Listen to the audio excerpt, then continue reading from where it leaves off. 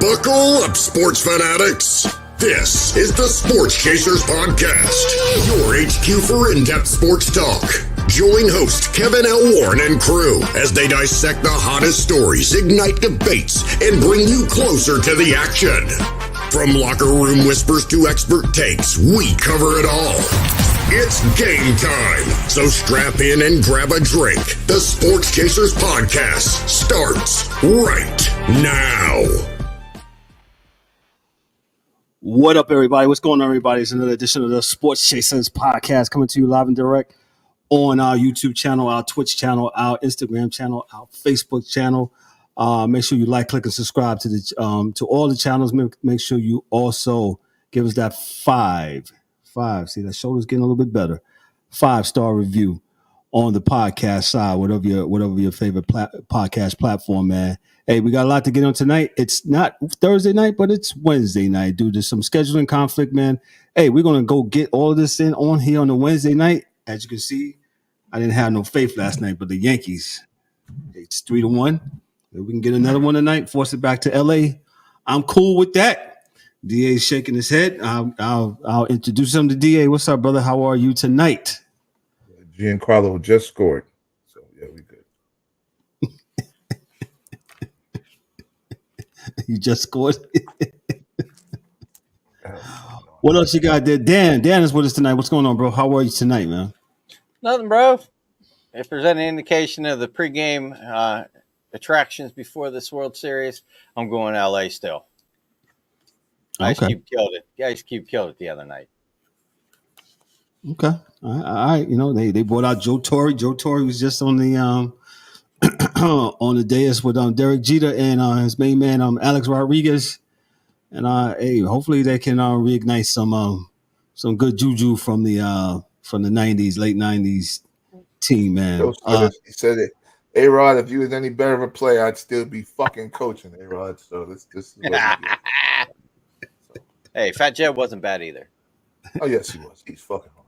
Dan, don't start. Don't start. Don't start. Hey, man, leave him back. You know what? You know why you would never meet him, Dan? Because he's a CI. That's why you never meet him. So there you go. That would be that. So I don't know where DA's going with this, but you know where it's at. You guys know you know y'all both Leos. Y'all know what that means. So, allegedly, let's get into sports. Allegedly, yes, allegedly. Shout out to all those Leos or what, y'all? No, I'm okay. a podcaster. All right. From 7:30, I'm a podcaster. Whatever else I do, I don't care. I'm podcasting tonight. So, hey, shout out to everybody. Those in the comments. Shout out to Brother Wells, man, and him. Thank you, man. Hey, Wells. Hey, the Steelers were never in jeopardy of losing that Monday night game. I'm going to tell you publicly. Stop, bro. They wasn't in jeopardy. Dan's right here. Dan, would you felt you was in jeopardy of the Steelers losing on Monday night? No. You can I was just trying to figure out how many touchdowns did it call back on us. I thought for sure that punt was coming back too. I was like, man, come on, man. I said, man, the Giants can't score. The Giants can't score. My thing is this dude got 2 left feet down because he didn't touch the second opposite foot. It's not a touchdown. But if you put one knee down, it's a touchdown. Get that. I've got no comment, man. I've got no comment on any rules in any sports. We're gonna move along. We're gonna start off with the what's in the news as far as the Sports Chasers. The Sports Chasers weekly news review, man. Let's go to a funny story. I think it's funny. Some people might not think it's funny. Hey, this is from ESPN, from Associated Press. They got this from the Associated Press. Dwayne Wade's new statue celebrates a moment where he won a game with his offense. The feedback to the statue had him playing defense. Wade explained the statue look and the process of creating it on Monday, one day after the Heat unveiled the tribute.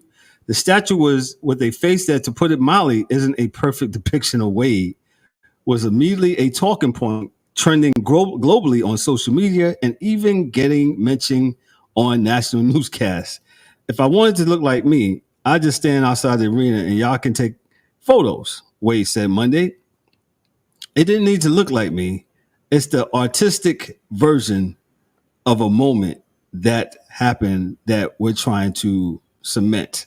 That moment was the end of the game against the Chicago Bulls in March of 2009 when he made a shot to win at the buzzer of a double overtime victory, hopped up into the courtside table and yelled, "This is my house." The position of his hands and the statue is reminiscent of that moment, but it's the face that has generated almost all of the feedback.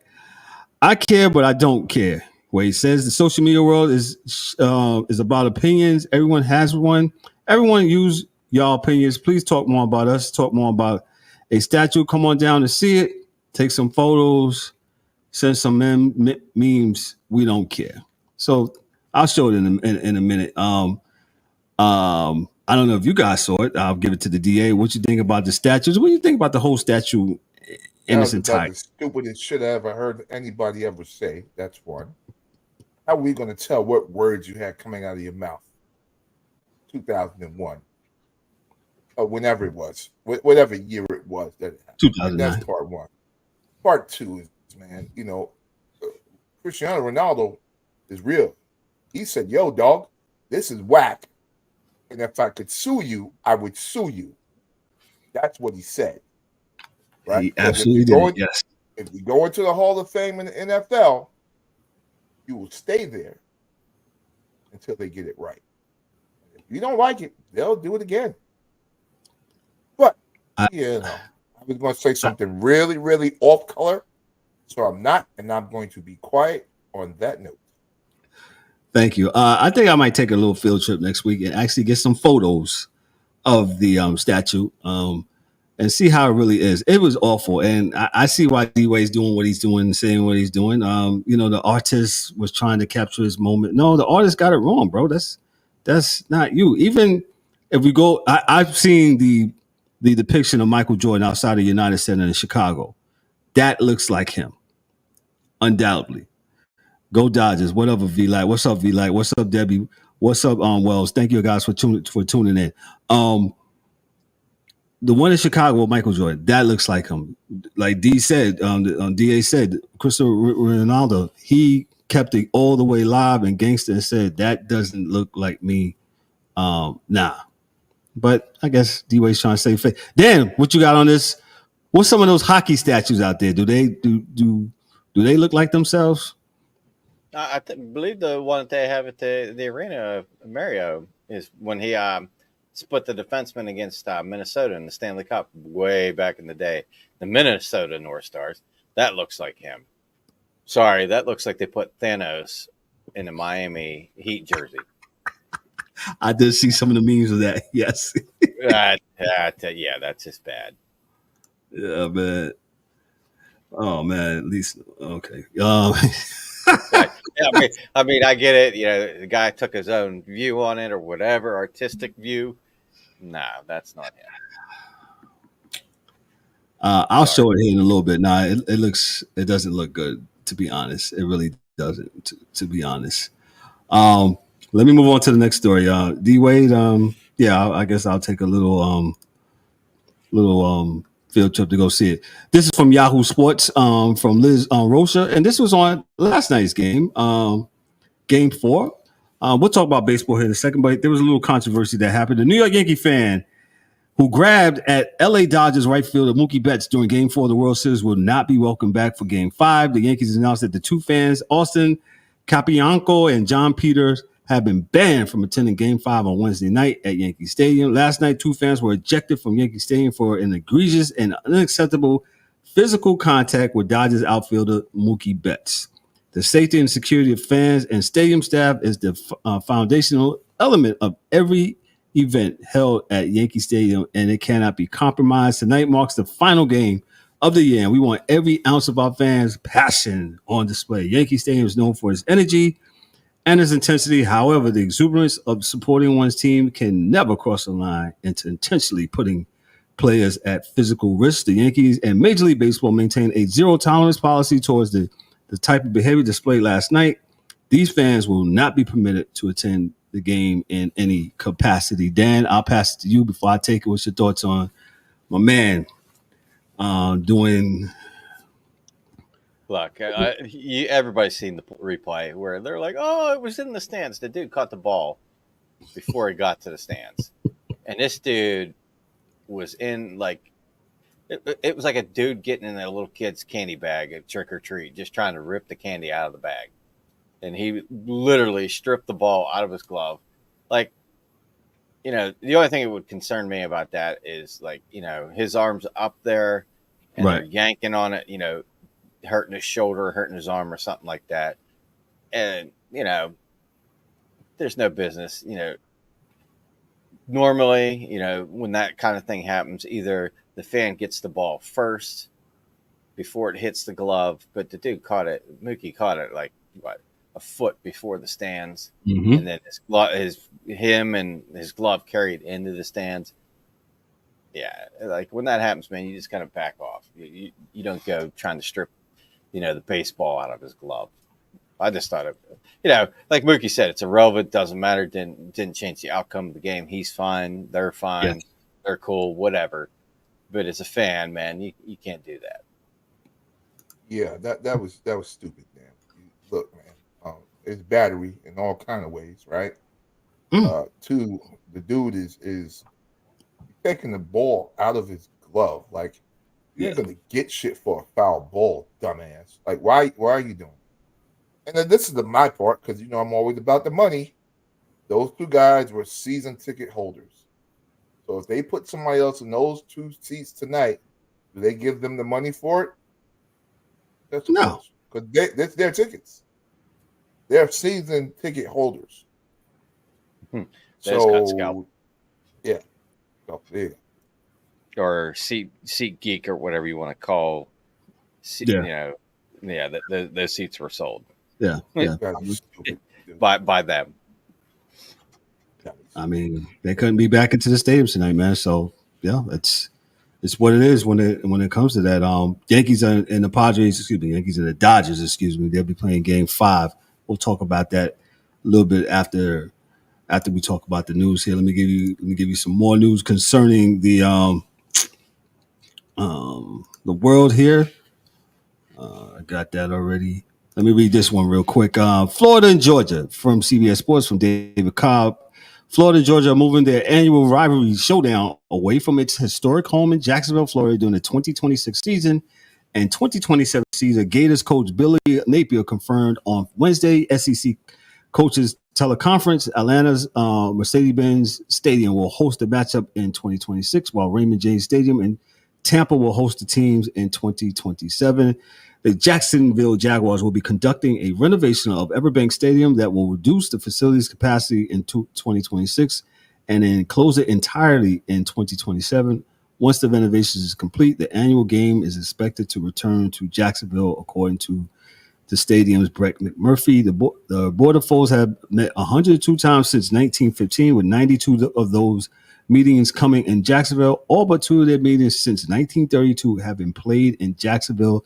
The teams played on campus games in 94 and 95 as the stadium formerly known as the Gator Bowl was renovated for the NFL's expansion into Jacksonville. The game's location has become a point of debate through the series, has a rich history in Jacksonville. Bulldogs coach Kirby Smart has expressed interest in playing it inside campus venues during the season, which the Bulldogs open with a neutral site game like they did against Clemson this year. They are left with just 6 home games left, which reduces the number of opportunities for the Bulldogs to have to host recruits. However, Napier has pointed in recent years to the positive financial implications for both schools that comes from playing the game in Jacksonville as opposed in the traditional home and home format. I'll toss it to the DA. Your thoughts about this rivalry that's been playing there in Jacksonville for years. Hasn't been a rivalry in years.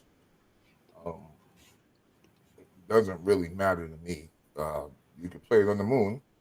At least for the foreseeable future, Georgia is going to win that game. So, with that being said, whatever. Kind of whatever for me. It doesn't. It's not even the story. As far as the money, it can miss me with the money. They're going to make whatever money they're going to make. So.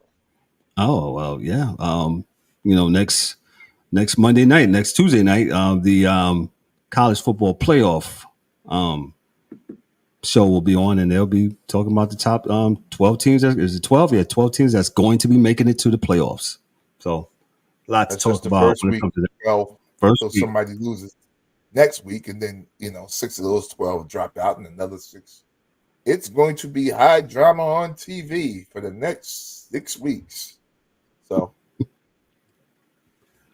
that too. Dan, what's on this story for you? Not story. I mean, it's cool that it has a tradition. I can get into that, being the Pitt, West Virginia backyard brawl thing. When they went to the Big 12, that kind of went away for a little bit, and then just getting back to playing that again. That's cool and all, but I mean, I get it. I mean, apparently nobody wants to watch football in Jacksonville. I mean, the Jaguars are playing overseas almost more than they are at home. And now they're moving this game. But I mean, I think that it's cool that they're going to play in Mercedes-Benz Stadium, at least get a game, kind of Georgia home game. Being in the state, maybe not really near where they're located, and then playing in Raymond James in Tampa for the other game. In the meantime, while they renovate the stadium that they normally play in. Yeah, but it's cool that they have a tradition. I can get behind it, but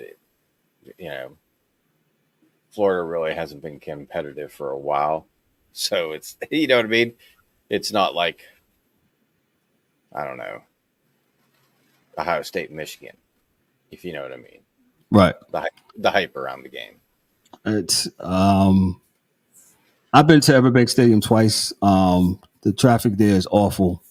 To get to the stadium, the whole logistics of it is awful. They need to fix the infrastructure around it. Yes, I'm a stadium critique guy, kind of like a gentleman that we had on, and I think I bashed Everbank Stadium during that time too. That stadium, it's a nice venue once you get inside, but to get into it, it's very hard to get to it logistically and all that. And you better get there early if you don't want to miss a couple of the first half minutes like I did the last time I went there to see the Giants and the Jaguars.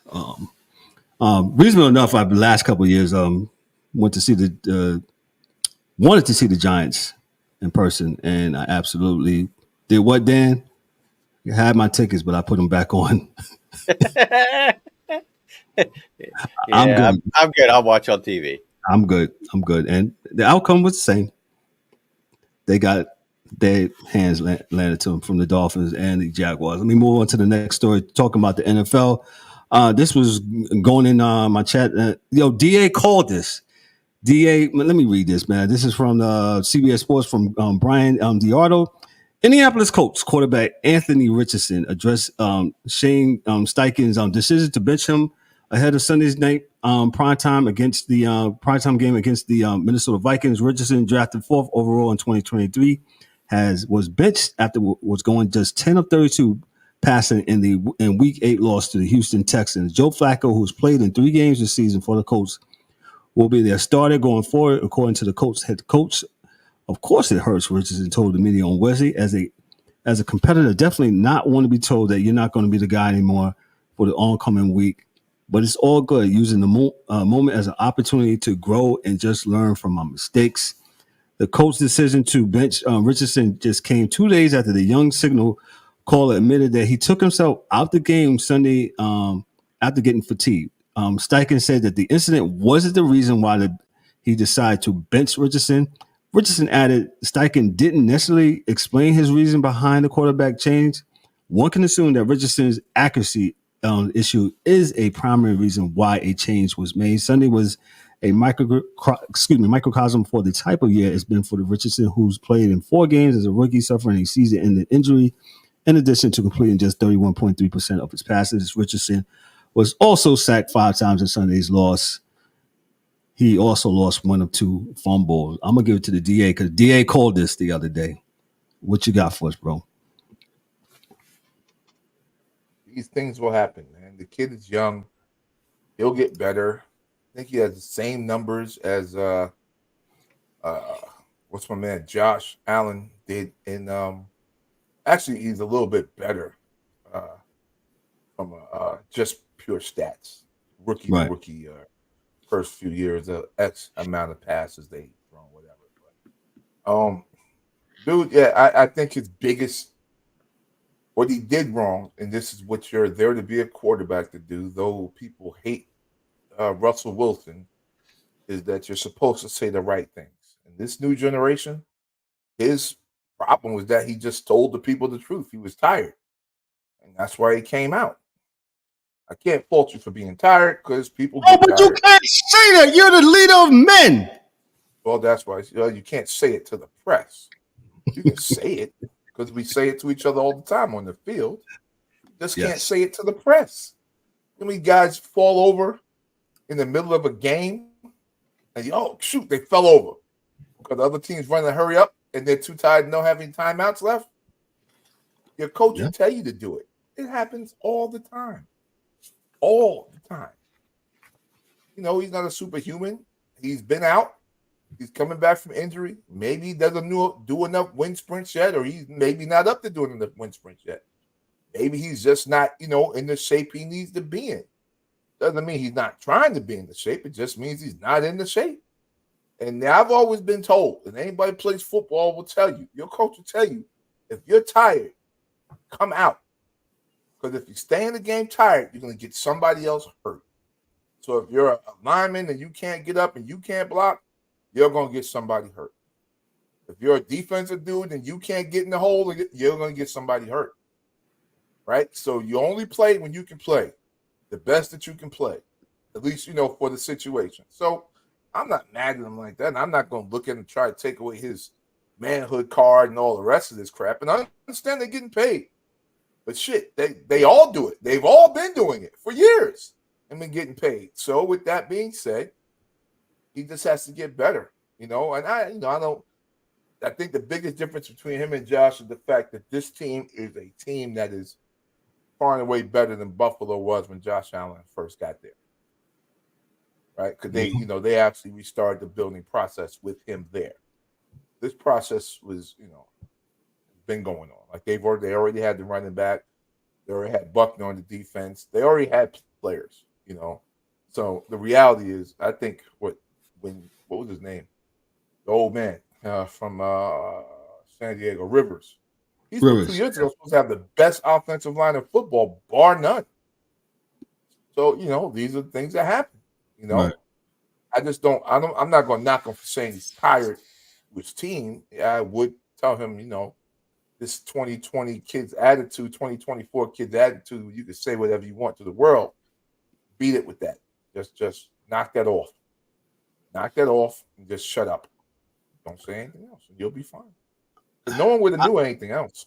So, right. What amazed me, and I'm like you, there was much to do of nothing. And to hear, other football guys on there, I only played in the high school level, but to hear professionals this week and all this just going in and going off, I was like, man, I said, you'll say this about this young man, but you won't say nothing about set players in the NBA who's just sitting. I'll wait. They won't say it against about dudes that they played with. Okay? Yes. That's come on, man. Stop it. Quit it, man. Yeah. Sharp, all these dudes quit it, man. Quit it. No, but you can't say that. Just did. Quit it. Dan, what's your thoughts on Anthony Richardson? And you guys were going off today in the chat. I thought that was funny, man. I couldn't catch up. Go ahead. No, I mean, it is what it is. Like DA said, I mean, my only thing is, there's a difference between, the age of Aaron Rodgers and being tired, and then being Anthony Richardson and being tired. You know what I mean? Like, good point. He's a lot younger, and I think their biggest issue is the play that he's showing on the field, particularly passing, is not up to par or their liking. And I think that's more to do with why Flacco's getting the start more than anything else. Like, people are going to make a, hubbub about him pulling himself out of the game, blah, blah, blah. Which they have. And that's, those of us that have watched the game for a long enough time know that, okay, so he took himself out of the game. That has no bearing on why he's sitting holding the clipboard right now. Correct. Like if he's in any other position, right? Receiver, running back, tight end, and he taps his head to come out, nobody says a word. Thank you. You know what I'm saying? But you see running back all the time. Couple of runs, they break a little, 20-yarder or whatever. What they do? Yeah. I'm out. It is what it is. But because he's a quarterback, and I believe it was like probably a third down, I think, that was coming up, 3rd and goal or something like that, where they made a big deal about it. Like, you're the quarterback, you need to be in there for this important play, blah, blah, blah. The only difference, is, the backup quarterback, unless you're laid out on the field, is not expecting to come in and, on a normal play. You know what I mean? So for Flacco to be like, oh, where's my helmet? Let me get out there. That was probably a little bit unnerving. Flacco is a pro, though. And to your point, absolutely. 100%. You're 100% right on point with this. So listen, Flacco is a better quarterback as of today. I also think that as coaches try to cover their own behinds and keep jobs, Anthony Richardson looking bad only makes those coaches look bad because they're not developing him. Right? And if he's still as bad as he was when he got there, then that's the coach's fault. But all coaches I know believe they can take shit and make sugar out of it. So the reality is that if he's still bad, that's your fault.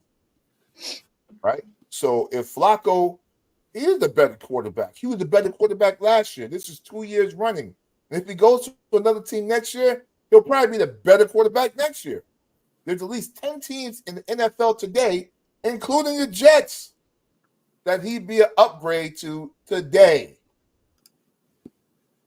We can name them: Giants, Jets, Raiders, Tennessee. Who else? As a Giant fan, where he's at. Where he's at, right? So that's 7 teams there. Dallas, maybe. Come on, man. He's better than a lot of dudes. I think he's better than Justin Herbert this year. Not better, higher ceiling, lower floor. Better playing right now. Stop, man. Come on. You know what? I just get tired of talking heads, and I got a headache. So there we go. And my thing is my opinion on starting rookies. And, that's probably what's going to happen to him is he's not going to get the chance to sit and develop like Jordan Love did. Right. And, and those types of players. And, either, he'll be out of the league in a couple of years, or he'll go somewhere else and be able to sit and be a backup and learn the game, and then be able to, to revive his career.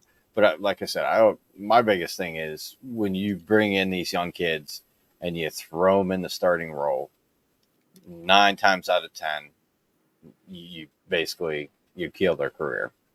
Because think about this. Organization. Think about it. Like the last time that this really philosophy worked was Rivers, Eli, and Big Ben. And the only reason why he played is because both of the players in front of Maddox and Charlie Batch got hurt in front of him. The only reason why he played. But for the most part, since then, Stroud was the anomaly last year, where as a rookie, he came out and played well. Look at Bryce Young. He still has PTSD. Indeed. I'm sure when he hears a whistle, he probably freaks out. What was the other Carr brother? He was the better quarterback coming out of college than his brother. One of the Panther fans, help me out. What's the other Carr brother? Derek Carr, right? Yeah, Derek. Yeah. Derek Carr was a far better prospect coming out of college than his brother was coming out of San Jose State, right? So if you think about this with Mr. Richardson, and I'm giving no excuses, but let's just keep it 100, everybody. Bill Parcells had I think it's 36 games you had to play in college. Yep. Him to say, yo, he would draft you. This kid didn't play a whole year of college football. You drafted him for? Well, that's your freaking fault. Hey, man, I hope you invested your money wisely, Mr. Richardson. Go get it, sir. That's all I can say. That's their fault. That's their fault. You said it last week, bro. You said it last week. This was going to happen. Shouldn't have did it. Definitely. Yeah, he's a running quarterback, and I think Mike says Flacco offers a better. Yeah, of course, he's a professional. I got you, man. But with that said, though, it's all of who you're with, right? And Dan just alluded to it just earlier. Yo, there's some, in the words of D-Dubs, there's some trash organizations, man. I'm not saying the Colts are a trash organization because they've had Peyton Manning and they had Andrew Luck. You know what I'm saying? But it's who you put around the team too, and what kind of schemes and plays that you put your play into. Instead of you trying to fit this square into the round peg, why don't you try to play around? As DA says, coaches don't want to coach nowadays. They just want to it's my system, it's my way, it's the highway, or you got to go away. Well, y'all both go away because you ain't gonna be having a job, and the other guy's gonna be gone too. The quarterback. Malik Willis might win a game against Detroit this week. And they kicked him out of Tennessee last year. They said Levitz was the dude. They can get rid of this guy. Okay, well, he's in the system now where he's at least competent enough with that coach to back up Jordan Love. And if he wins this game, I think he'll be 4-0. So, yeah. That's all. Yeah. Will Levis is doing like how he used to do, kill the man with the ball. He just heaves the ball up in the air. He wasn't good at Kentucky. Oh, but you said SEC teams are the greatest. He was not good at Kentucky. There's 40 teams in the SEC. Not all of them have great quarterbacks. They used to run the crap out the ball last year. They used to run the crap out the ball last year. Ah, man, that's definitely funny, man. But nah, man, it's yeah, he'll learn from Flacco. He'll see what's up with Flacco when it comes to that, man. And I think he'll be all right. I think he'll be fine. I think Mr. Richardson will be fine, and do what he got to do. Let me move on to baseball. We'll do baseball first, then we'll go to Dan first. Before the game, Game 5 is on tonight, starting at 8:08 here in the East. The Yankees and the Dodgers. It's 3-1 the Dodgers lead. We thought we was going to come on this weekend and do a little something, but we didn't get an opportunity to. So Game 1, if you didn't see, the Yankees had the lead going to the ninth. Aaron Boone does the unthinkable, or whatever he does. He puts Nestor Cortez Jr. into the game. Cortez Jr. has not pitched in 37 days.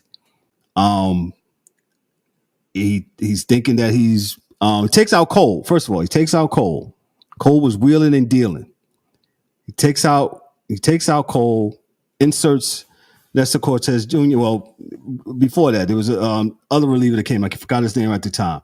Came in, they brought in and Freddie's hot. Freddie is what it is. I think the Yankees should just walk Freddie Freeman this tonight. To be honest, don't even pitch to him. But getting back to Aaron Boone, and this is what I don't like about today's baseball. The analytics instead of for the feel of the game. Joe Torre just said it. Joe Torre just said it on the pregame show. He says, analytics has its place, but I think you have to have a feel for your team. And I think DA said it to me. He was on the phone the other day. Aaron Boone managed that game like that was a game in May. Like, just gonna go to no. Cole is wheeling and dealing. He's money. yo, like I told Dan this morning, I said, hey man, I would go to the mound. I'll be like, yo, hey man, what you got left? If Cole tells me, yo, Skip, I got it. I said, you sure? He said, Skip, I got it. Unless he puts 2 on, I'm going back to the bench and sit down and twirl my toothpick. I'm good. I'll give it to the DA. He said, got it. Time he got to it, I would have been sitting down. Skip, I got. Okay. Because you're the only one that could, look, man. Man, it's the World Series, man. You throw him to the arm falls off, man. What are you saving him tomorrow? What are you doing next week? Nothing.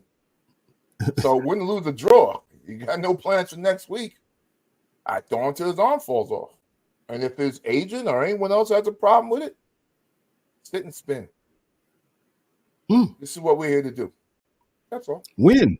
And the reason why these guys can't do the field thing is because they didn't come up managing in the field thing. They came up with a iPad or a laptop with them. They never had field. They never had field. So it's easier to have field as a journeyman baseball player coming up back in the day, seeing how things went.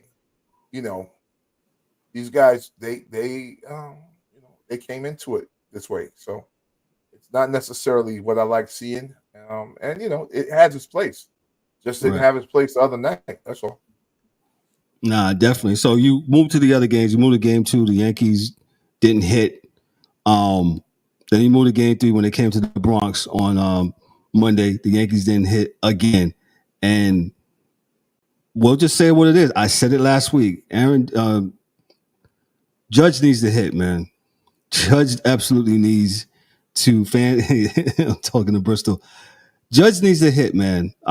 He got an RBI single last night. I think he's pressing. And also last night, with Volpe getting that grand slam, the lower third of the Yankees lineup decided to start hitting.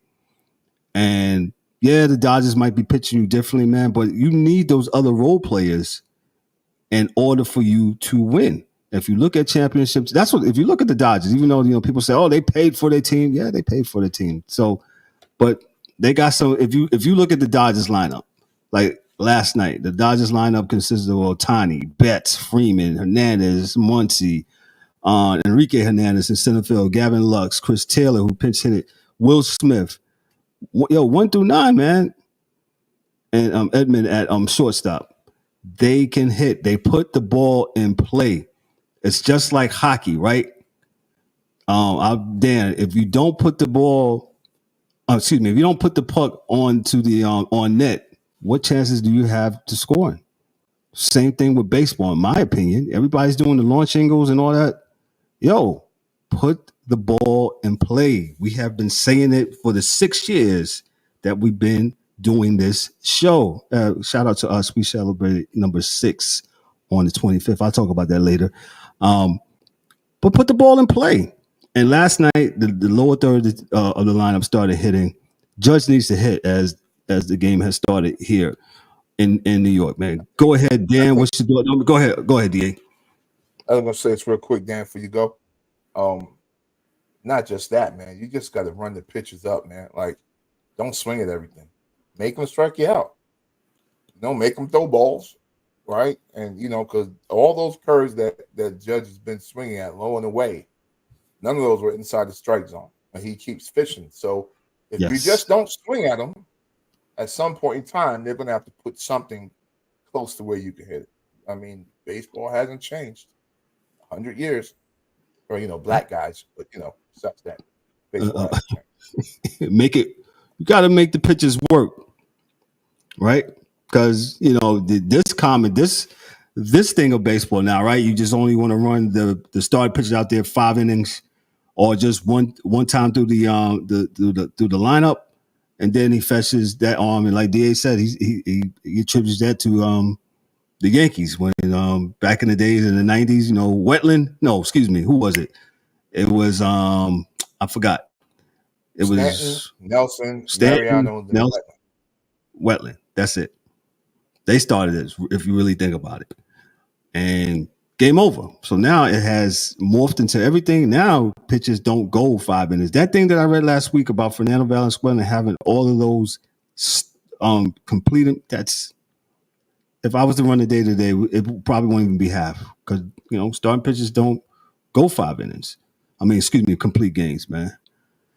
Man, why are we pitching to Freddie? Go ahead, Dan. What you got? I'm with you on this. Like, analytics are great if you want to win over, a large sum of time or a large number of games. But when you get to the World Series, like, your man's cooking, Let him stay in. I mean, okay, so he gave up a hit. We're going to freak out because he gave up a hit? No, he's only given up like 1 or 2 the entire game. Let him work through it. Let him work it out.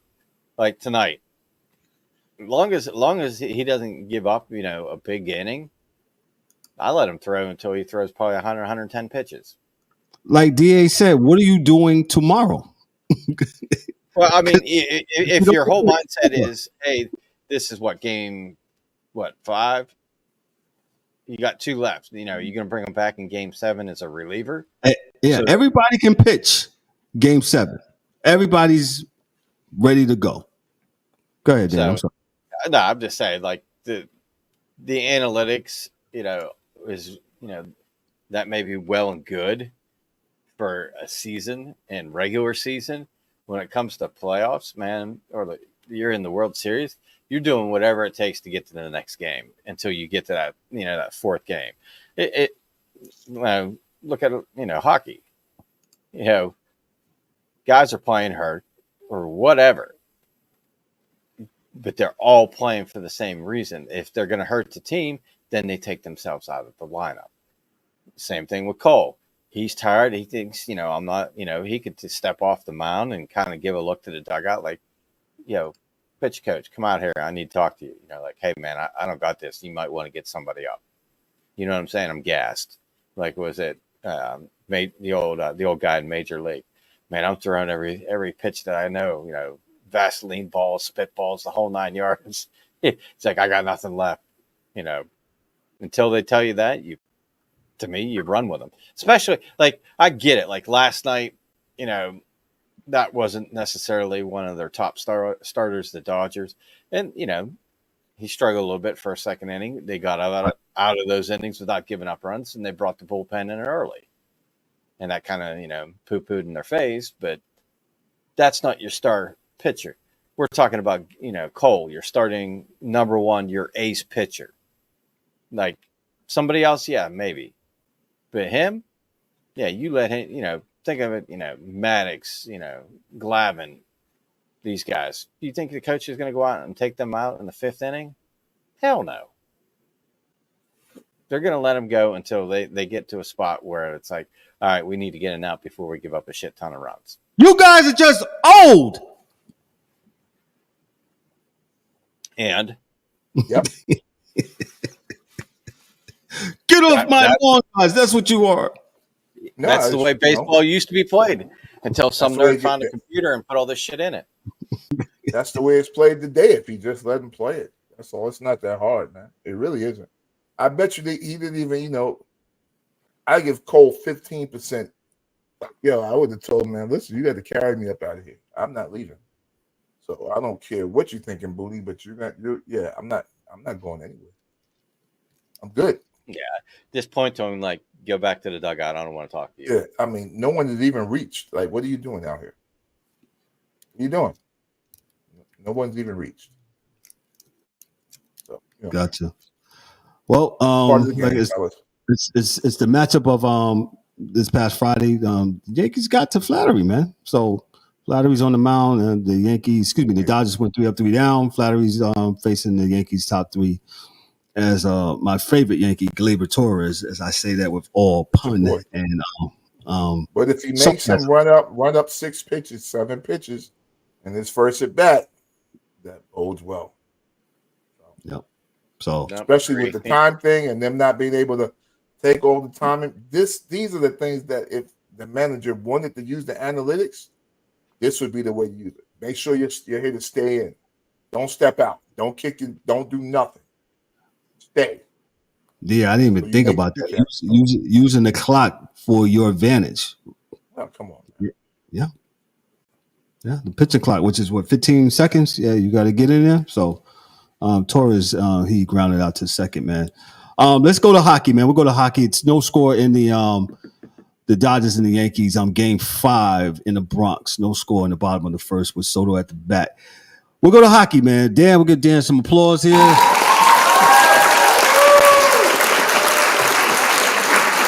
Keep saying we need some theme music for Dan, so we're going to get some nice... something nice. Well, it's only been 7 days, so they've only played a couple games each. Most of these teams from last week, so we're not going to bore everybody to death. We'll just run through this fairly quickly, touch on a few things, and we'll talk about more of what's going on now as far as baseball and stuff. But doing the poll last week, it was kind of like this, that, and the other. Looking at some of these teams and where supposedly they were ranked,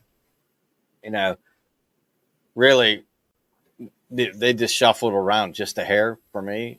Like the Rangers were 1 last week. They're what, 3 this week. The Jets moved up to 1, although they did get beat the other night. Was it last night by Toronto? I think it was 6-4.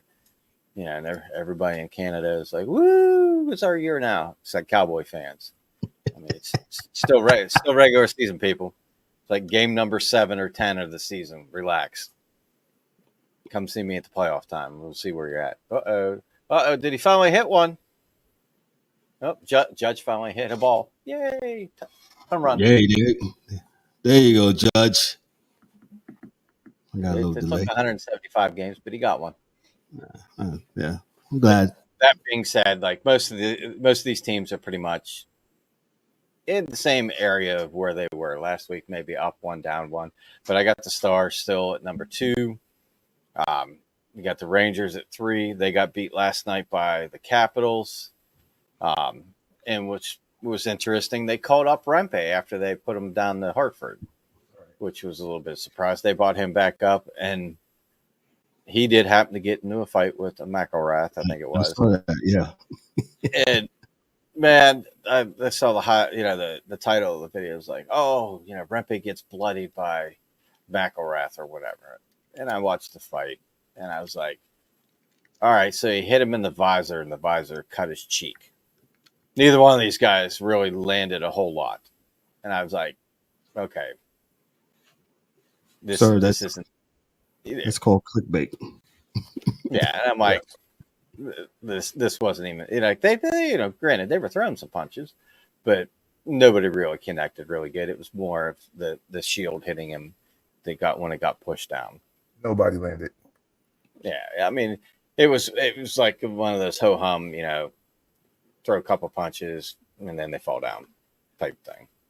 But hey, I'm all about it. Like if the Rangers want to bury him in the AHL, I would love for my Penguins to pick him up because he could fit a fourth line to go out and just run people and keep an eye on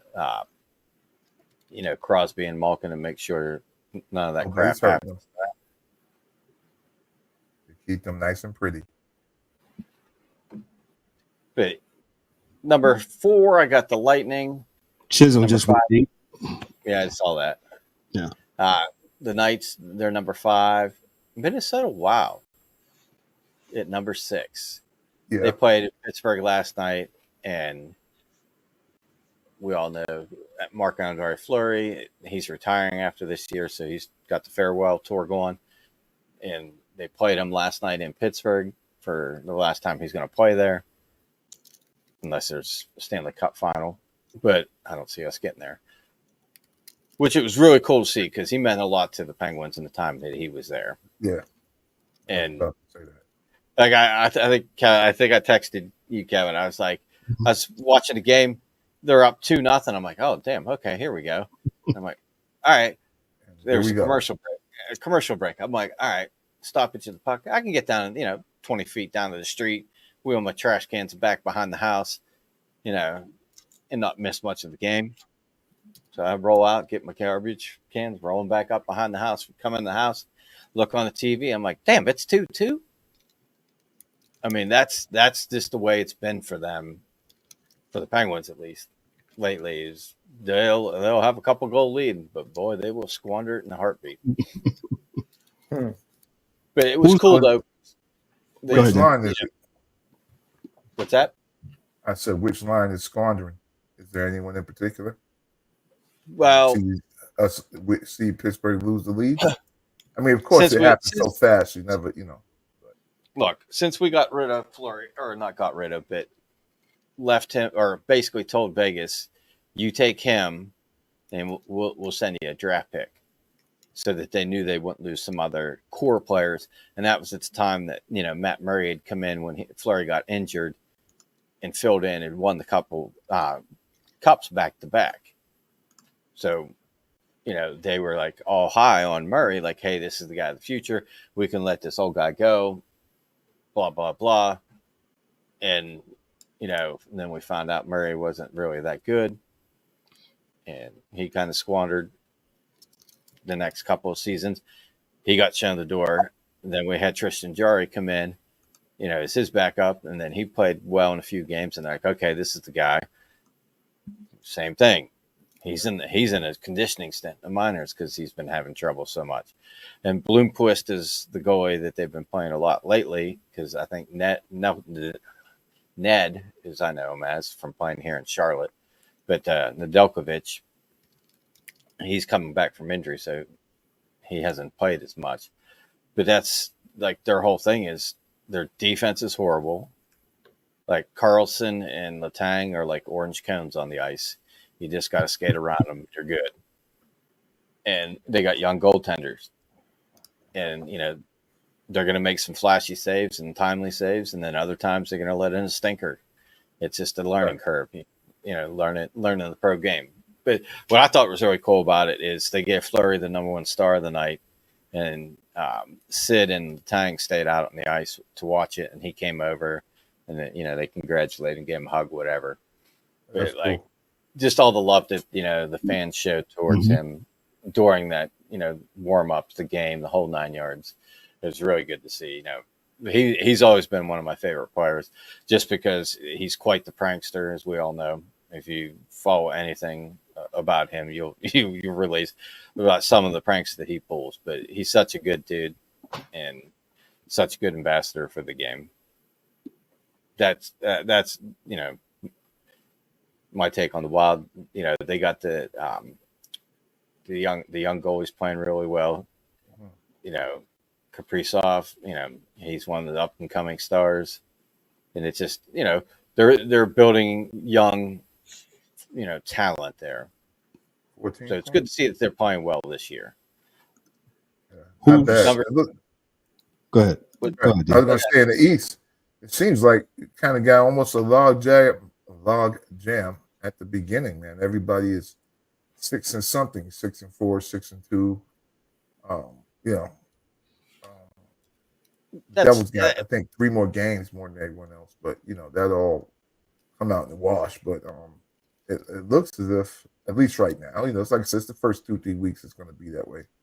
And then for the most part, you got a few teams, that are 1 or 2 losses. Then you'll have a couple that are like, the Hurricanes. I got them at 7. They're 6-2. I know Anderson is dealing with a nagging injury right now. We'll see how that goes. Because I know that they played the backup there the other night. I think it was Calgary.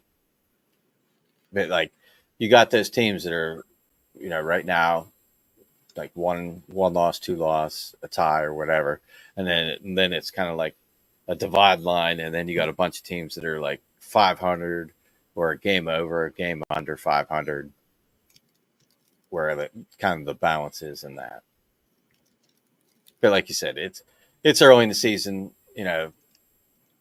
not until probably like January, where you'll see like teams get in the chemistry and get into the grind. And, your better teams, you'll see them go to the forefront. Any surprises early? Yeah. Or everybody's where they need to be? I'd say, like, Minnesota, like I said, where they're at, Winnipeg had a decent season last year. But, even with them, Hollaback, you got, an A grade goaltender there.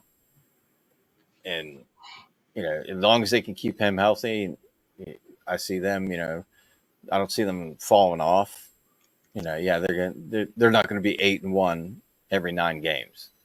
They'll have a couple losses here and there, but that's just the way the game goes. But I would say them. Even the Caps. Caps are 6-2. They beat your Rangers last night. I think it was 6-4. But I think it was 6-4. But like, they kind of went through a rebuilding, last year where they kind of sold off a bunch of guys at the trade deadline, and the Gretzky watch is on because I think Ovi had 2 last night. I think he's 38 to tie Gretzky all time. So I was saying it'll be here soon. Gotcha. Use the machine. Shout out to all of those in the comments. Shout out to D-Dubs, Mike Bristol, Debbie. Who else we got here? Hey, the angry one. He can't be with us tonight, man. Shout out to all those in the comments, man. Thank you. Shout out to my man VLAC. VLAC was talking about good evening. CDL starts beginning of December. Dan. So yeah, you guys better get on it. Actually, somebody. I'll talk about that later, man. Dan, is that all you got for hockey, or are you trying to fix your screen as I mix? Yeah. Go ahead. I don't know why that popped up like that, but the only other thing is, was it last night? It might have been 2 nights ago. Mm-hmm. Some news out of Edmonton. They were playing in Columbus, and I believe it was like 37 seconds into the game, first shift, just inside the blue line. McDavid got tied up a little bit. Yep. I believe it was an ankle or a knee. I want to say it was an ankle issue. And he left, didn't return, and he didn't stay on the road trip. They sent him back to Edmonton for further evaluation. So have to keep an eye out. Yeah, it says ankle out to 2 to 3 weeks. Which he tore something. Or high ankle sprain. It's probably a high ankle because it's hard to skate when you sprain your ankle. Trust me. Yeah. I have no ankles to begin with, but the other thing is like Hyman, man. Like this team, they're 4-5-1, kind of like where we were last year with them, struggling. But he's got to get it going. They would put 10 games. He's yet to score, I believe. And now, Draisaitl's going to have to pick it up while he's out. Just them as a team. I think it's fast. But... I mean, you're not going to replace McDavid.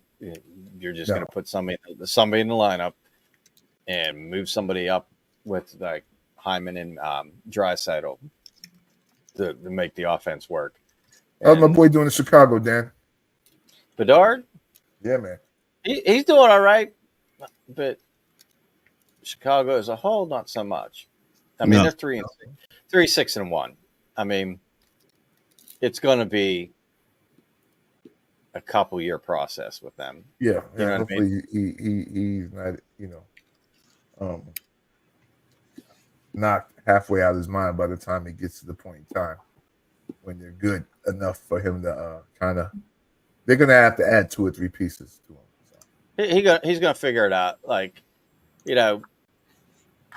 being a smaller stature, 5'10", 5'11", 185, 190 pounds, and you're playing against 6'4", 220 players.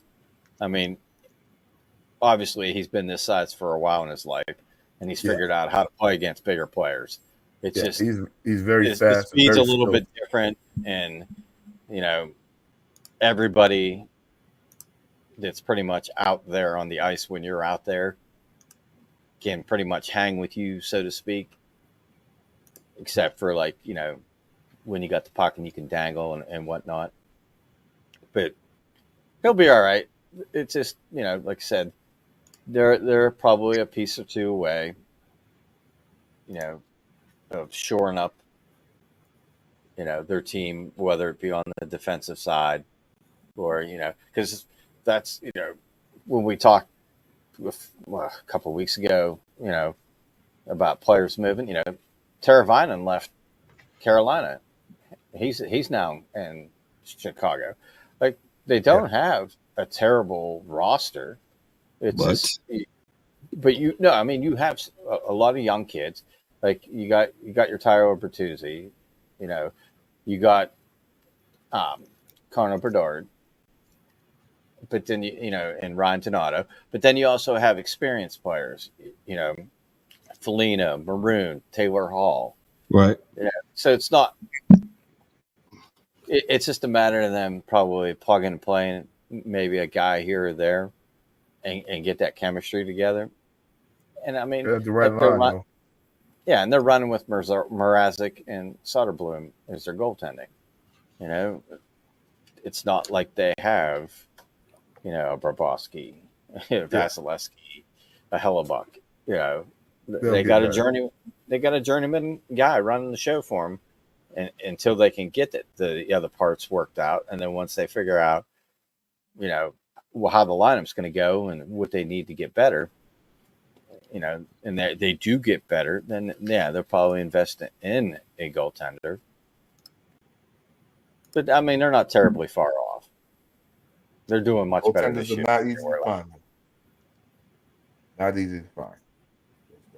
I'm kind of like NFL quarterbacks, right? Quarterbacks. So, what else you got for us, Dan? Before we move on here, that's about all. Like I said, it's early. It's early. It is what it is. Like I said, yeah. The other day, like I said, I was watching the Penguin game. What was it last night? They were up 2-0, and next thing I know, it's 2-2. Next thing I look, it's 4-2, and I'm like, take the remote, click. Yep, I can turn this off because we're not coming back. Damn. That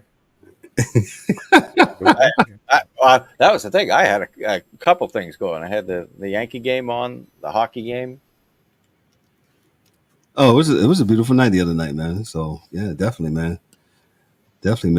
Anything else, Dan? Before we move on, before I get Ryan here, Ryan is cracking me up in the private chat.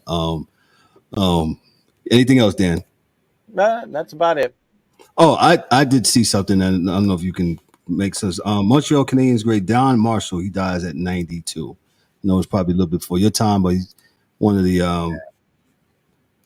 I'll just read it real quick. Dan Marshall, former NHL All-Star, whose career spanned 20 years from 1952 to 72.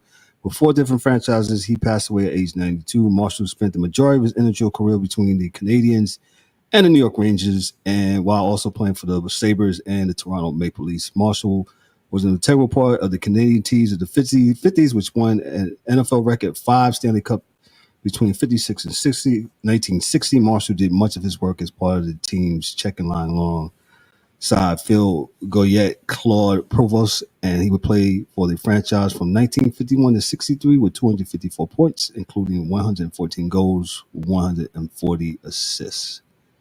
So, gotcha. So I just wanted to fix that. I mean, not to screen Dan, but to tell about that. So, if that's all, Dan, I'm going to give Dan a round of applause.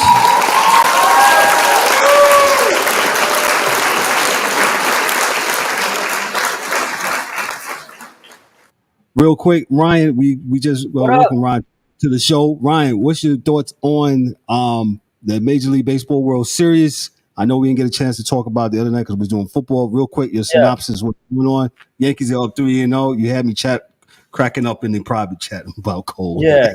I sure as a baseball fan, I don't want to see a sweep. So yes, thank the baseball guys that the Yankees won 1. So they're up 3-0 now. But I mean, Dodgers still in the driver's seat. They go back home. With if they lose tonight, go back home with 2 chances to win it. So we'll see what happens. I'm just glad that the series got extended. I just want to see good baseball. I don't have a horse in the race. So whoever wins, screw them. I don't care. But it's I'm glad to see the Yankees bats came alive. Not withstanding some drama in the outfield with Mookie Betts. That was crazy with the fans. We talked about that. Yeah. Those two guys. Yeah, those two guys. They can't even attend the game tonight, man. So and rightfully so.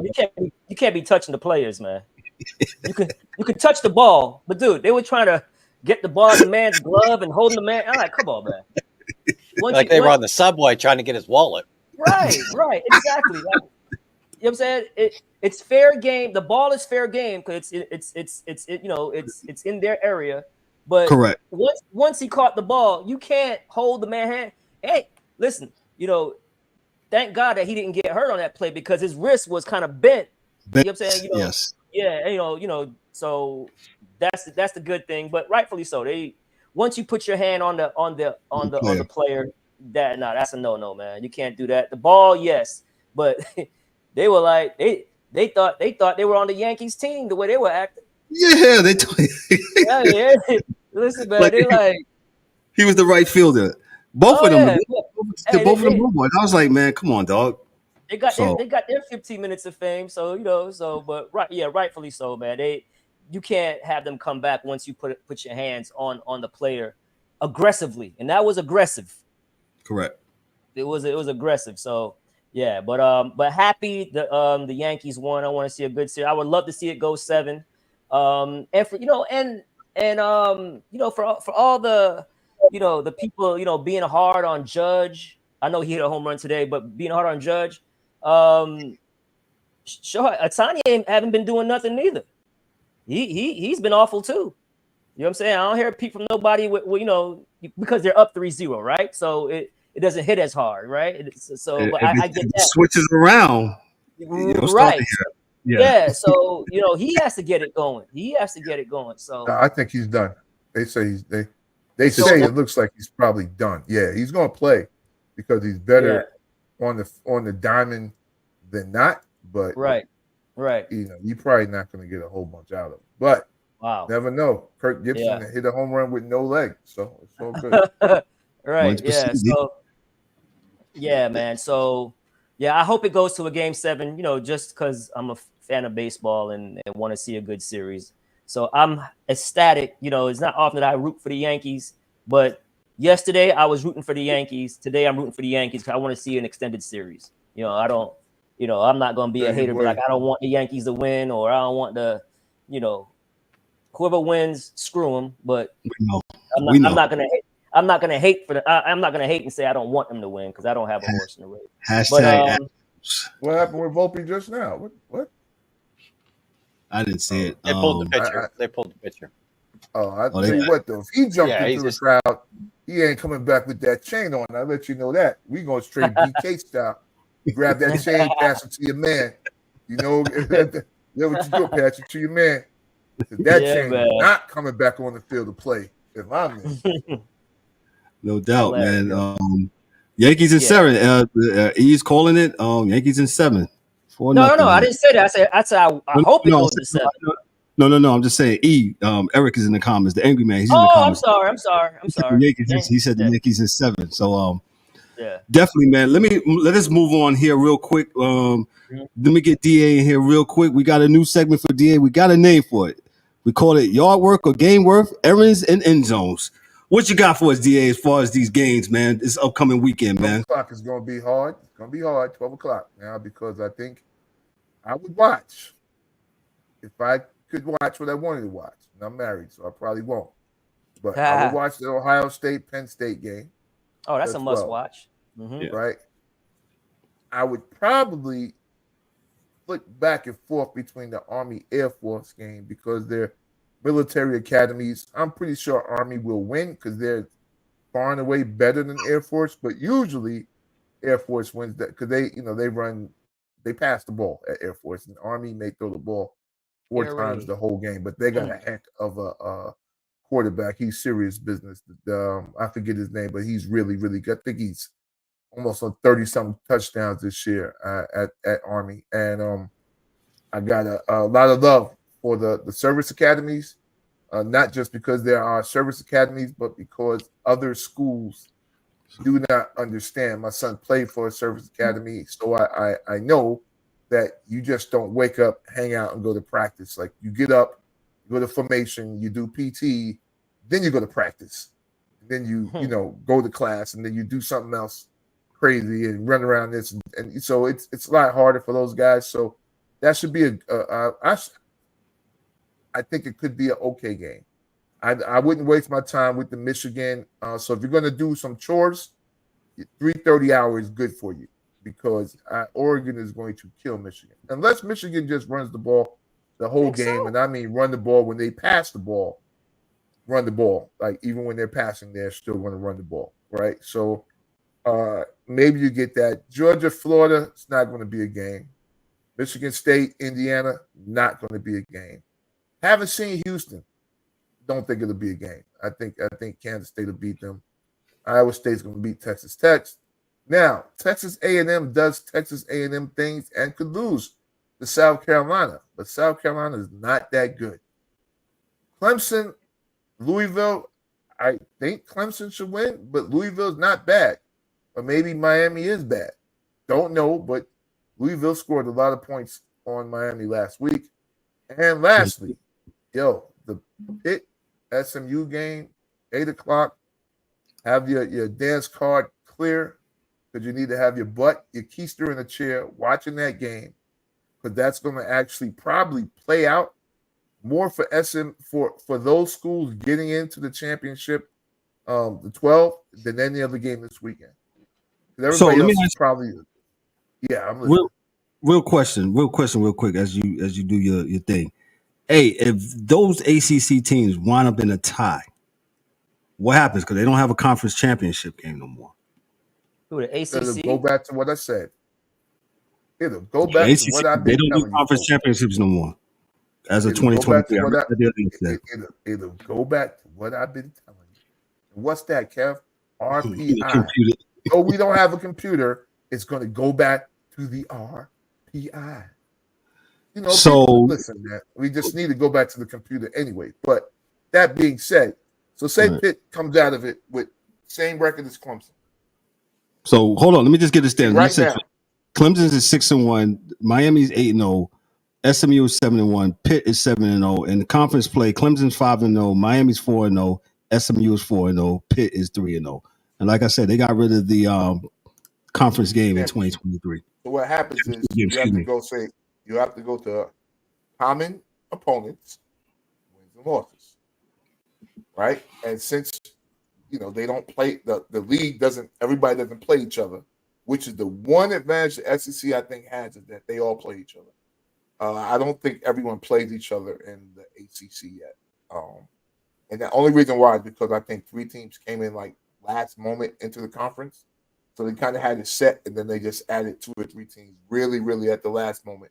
So I don't think they had schedules set up for that. But I don't know their schedule, but so we say Pitt beat Syracuse. I don't know who else they beat. Give me 5 teams. You 7-0, right, Dan? Give me the 7 you run, Dan. Oh shit! I'm trying to even think who we. Let's go off the top of the head. Then you would go to Ryan. Go ahead. Ryan, you have something. Yeah. So wait, hold on. Did I hear you correctly? You said the ACC doesn't have the ACC championship no more? They don't have a conference. That's what I thought I read. Go ahead. No. The ACC championship is December 7th. They have one. It's the Duke Mayonnaise, right? So it might be the Duke's mayonnaise bag. I don't know. I'm just saying. If you have on each side of the bracket, and I don't know, especially with when you got teams from California, right, which is the Atlantic side and which is not. It's hard to tell right now. But so you have 2 7-0 teams and 2 8-0 teams. It's still going to go off of just to play in the championship game.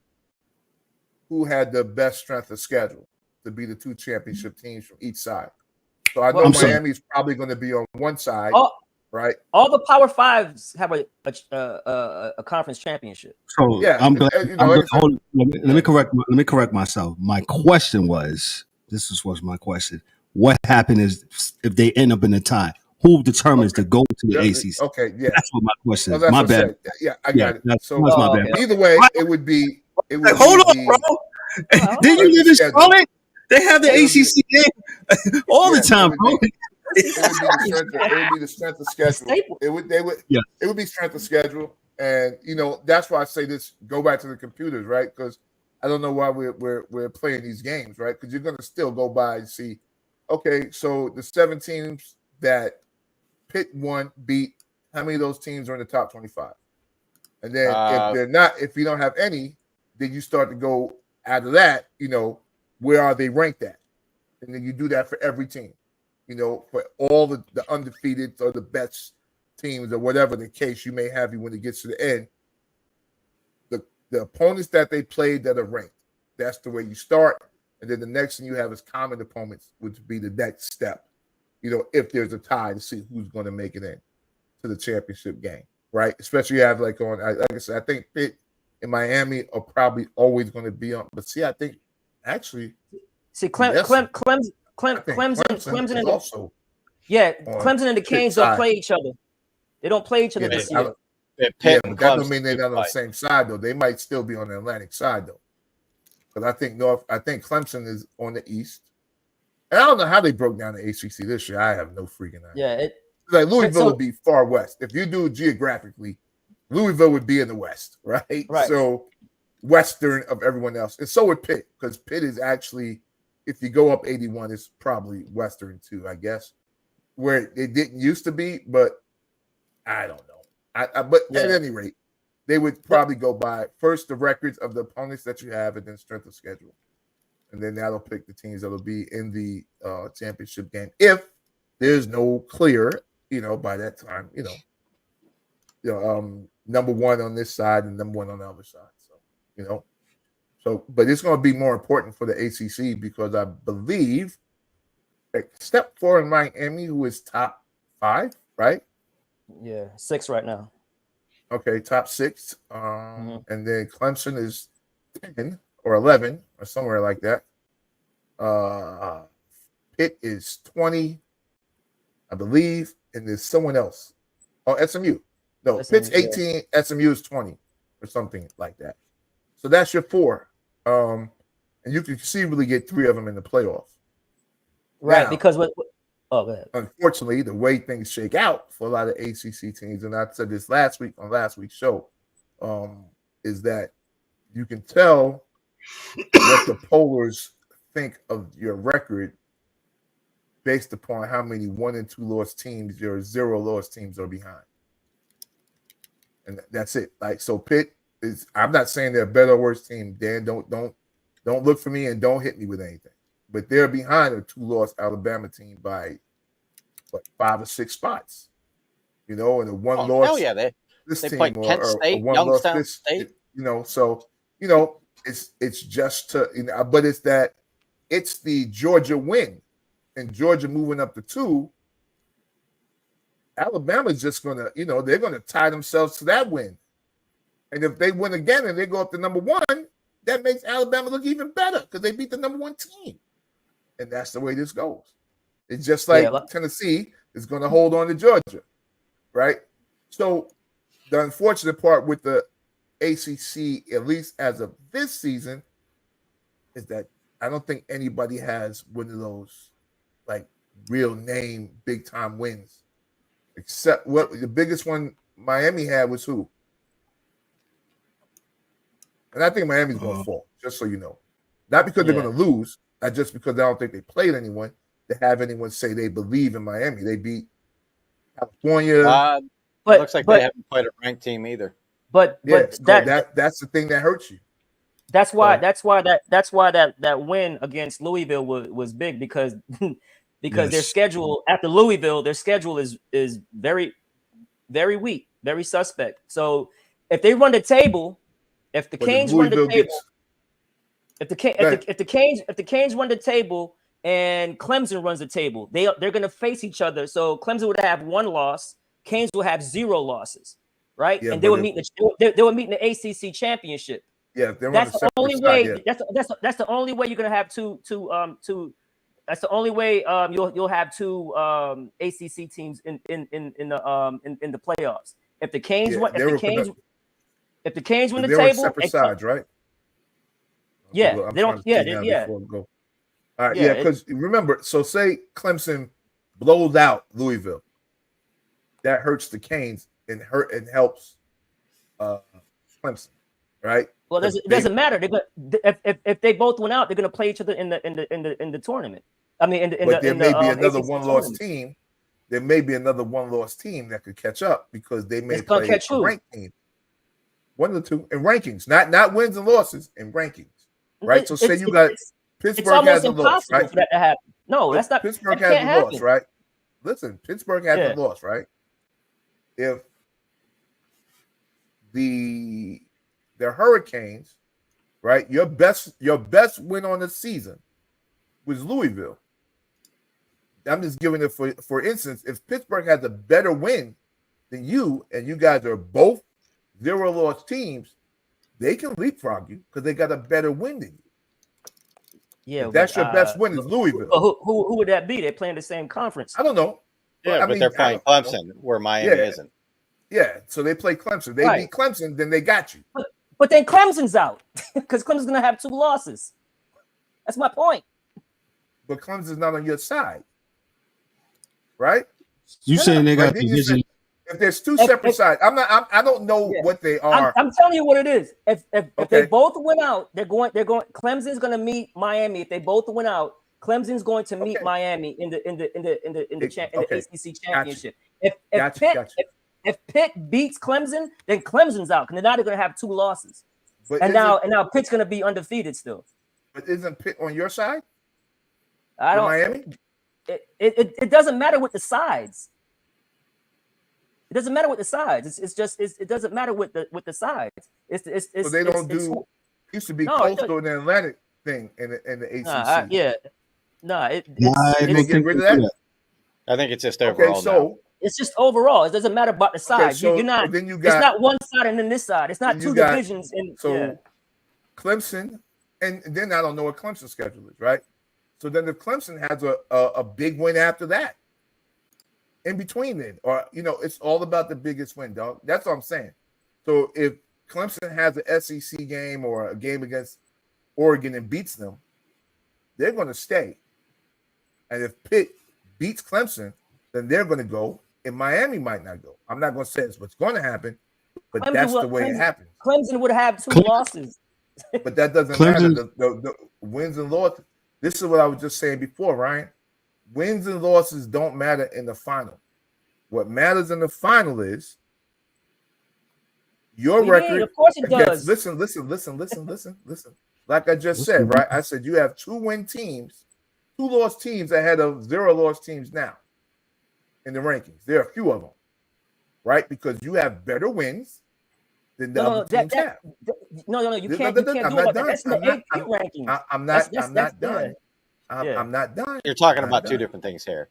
Yeah, it's 2 different things. DA's talking overall playoffs. Overall playoffs. I'm talking about getting in. I'm talking about getting in overall. Now, if you don't win the championship, you can still fall out, right? So if you play for the ACC championship and you don't win, right, that still doesn't mean that they'll take you over Pitt if Pitt beat Clemson. Right? But then, and say Clemson beat someone else. I don't know that Clemson would be out because they would have 2 losses. All because you have 2 losses don't mean you can't play in the championship game. Right? It's not done by the best record. It's done by the 2 best teams. That's what they did with my Florida State last year. Okay, so you're saying the Canes are gonna lose how many games? I don't know I don't know. They may not lose a game at all. That's what I'm saying. They may not lose a game at all. But what I'm saying is, if the Canes win out, if they win out, if the Canes win out and they're undefeated and make it to the ACC championship and lose, they'll still get in to the big tournament. If Clemson makes it, if Clemson makes it to the ACC championship and lose, they're done. They're gonna have 2 losses and would have lost the championship game. So if they win the championship game, right? So if they win the championship, if they played you and beat you, right? Beat Miami. Who's you? Miami. If Clemson beats Miami, right? Yeah. But in the interim, Pitt beats Clemson, even if Pitt loses the game after that, right? The 2 championship teams are Clemson against Miami. If Clemson wins, then they're the one that's going in, right? To the final, whatever it is. You get an automatic bid if you win the ACC. Yes, okay, you get an automatic bid. They're the automatic bid in. The next seeded team, based upon what my knowledge of the game is, would be Pitt, because Pitt beat Clemson. And if they're the champion, they ride. Wait. Hold on, DA. You can't say Clemson's going to win, but then Pitt beat Clemson. I don't know who's going to win. I'd say if Clemson beats Miami, right, in the championship game. Listen to what I'm saying. If Clemson beats Miami in the championship game, right, but lost to Pitt at some point, and then Pitt lost. And Clemson would not be in the championship. They will have 2 losses. You're killing me. You're killing me. What do you mean? No, dog. No, what I'm saying is you're not letting me finish. It goes by standings. It goes by record. No. Listen to me, sir. Sir, what I'm listening to you. You're not making any sense. Even with 2 losses, if they got 2 losses and Pitt has 2 losses, but Pitt beat them, and then Pitt lost to somebody else. Okay, now you're changing everything up. You're telling me if they all run the table, they all beat the table. I mean, you're all over the place. These are the things that happen. This is the way it happens. I don't know the record, but like I said, I think that there's a way Miami cannot be in, there's a way that Clemson could be in, and there is an off chance that there's a way that Pitt can be in. All 3 of them got a chance of being there. All 3 of them can't make it to the. I said all 3 of them have a chance of being there. Well, yeah, of course they do. In the playoffs, you're talking about? You're talking about the playoffs? Yeah, that's what I'm talking about. The playoffs. The championship, the final 12. Because again, like we've seen in other years, though there are rules, only one team is guaranteed, and that's the champion. Everybody else is going to be voted in with that group. Right, but what I'm saying, the way that group is done, and that the other group, it hasn't gone. We've seen years on years. It doesn't matter wins and losses. It's not always the team with the most wins, because Florida State got job last year. They had no losses, and they didn't go because they didn't have their quarterback. That was the sticking point. But that's still not the way it's supposed to be. That got nothing to do with it. I agree with you. So precedent is precedent. If they did it once, they can do it again if they want to do it. Because they didn't have their quarterback. That was the precedent. But that didn't mean they wasn't going to win. It just meant they didn't have their quarterback. Right? And that's why they didn't put him there, because they felt like they wouldn't be able to compete with the other teams who were healthy. That wasn't a fact. That's the way they felt. And what I'm saying is they could do the same thing this year to any team of the other 8, except for the power, was it 9-5 team, whoever they are that goes in. That's the only other team. It's only 5 teams that are guaranteed. So. We must move on. This was really. I got to go. I'm shocked that One love, fellas. Thank you, man. What happens if Duke wins? They're not. No, stop it. Don't you start, bro, Dan. I love it, man. Because what I'm saying is, if I think y'all was talking 2 different things, like how y'all do sometimes. I think it's conference and overall. Conference and overall are 2 different things. Conference, it goes by your record. It goes by your record. You know what I'm saying? If you have a better record in the conference, it's the top 2 teams are going to the ACC championship. So if Miami wins out, they're definitely a lock. they're gonna because one, they're ranked number 6 in the nation. If they win out, they're definitely going. And if Pittsburgh beats Clemson, then Pittsburgh is going. Pittsburgh plays Clemson, Dan, this year? Yeah, like November 16th, I think. So that's the game. That's the game right there. Yeah, that's November right November 16th. That's Saturday. Yes, in Pitt. Yeah, that's the game right there. Because if Pittsburgh beats Clemson, Clemson is not making the playoffs. They're gonna have 2 losses, and then Pitt and Miami are both gonna be undefeated, playing each other. If one of them lose, Clemson's still not gonna be able to jump them because Clemson's gonna have 2 losses, and either Miami or Pitt would have 1 loss and lost in the ACC championship. The problem with Clemson, if they lose, or any of these teams lose before they get to the championship game, is the ACC is so weak. It doesn't matter if they have 1 or 2 losses. A 2-loss SEC team or SEC team will jump them because the competition's way more in the SEC. Right, you know what I'm saying? But there's 12 teams now. You know what I'm saying? Yeah, but that's what I'm saying. Right. So Alabama's got 2 losses, right? Yeah. Say Clemson has 2 losses. Who did Clemson play besides Pitt? Say they lose to Pitt. That's their only ranked team that they played, and they lost. Everybody else was cupcakes pretty much. So that's what I'm saying. Like they will not make it over an Alabama team that has 2 losses when they beat the top 2, top 3 team in the nation. Yeah. As Stanton has went yard, the Yankees are up 5-0 in the bottom of the 3rd. The Yankees bats have come alive, man. Did they break out the trash cans? Dan, I'm going on to the NBA and WNBA. We gotta run here. I didn't know the time went like that. Just the NBA. I'm gonna give them some applause. But go ahead.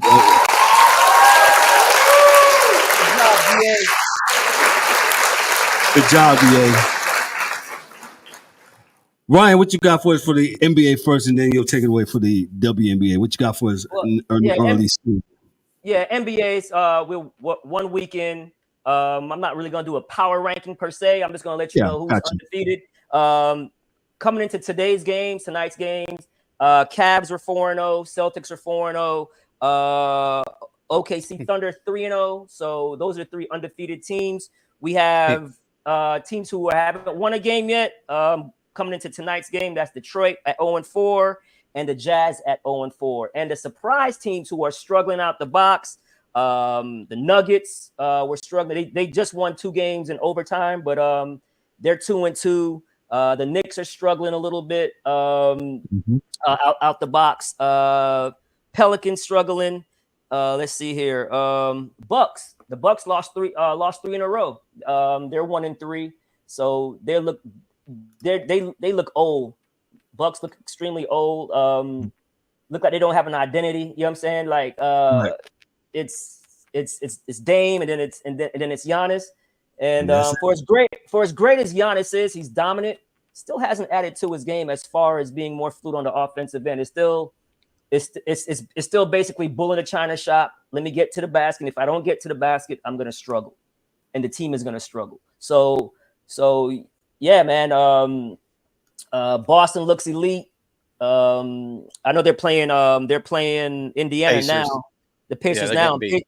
Pacers are Pacers are mopping them. So yeah, so Pacers are the team that struggled out the gate a little bit as well. So yeah, Cavs look good. Cavs are beating the Lakers right now. So yeah, so it's early in the season, but yeah, that's it in a nutshell. Embiid still hasn't played. Paul George still hasn't played. So you have the struggles with Philly, not winning games right now because they're 2 of their top players are out, and Maxi's having to do it by himself. My surprise team, who I thought was going to be a surprise, the Hornets. After they beat my Rockets in Game 1, they've lost 2 in a row. So we'll see how it turns out. But Cleveland looks good. Celtics look good, even though they're getting hammered today. OKC looks fantastic. I was about to say, not to cut you off, but I did. No, you good. They look really, really good. I saw them, and I think they play the Spurs tonight at 9:30. They look. Yeah, look out for them. Look out for OKC. Go ahead, Ryan. Yeah, and they don't even have Hartenstein yet. And Chet looks amazing. Chet and Wemby are playing tonight, and from what I hear, they don't like each other ever since the under 17 games that they played.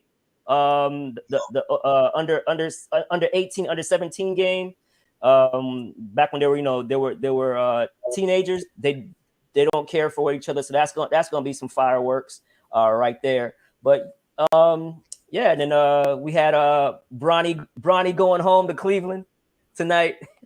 So he hasn't played yet. Right.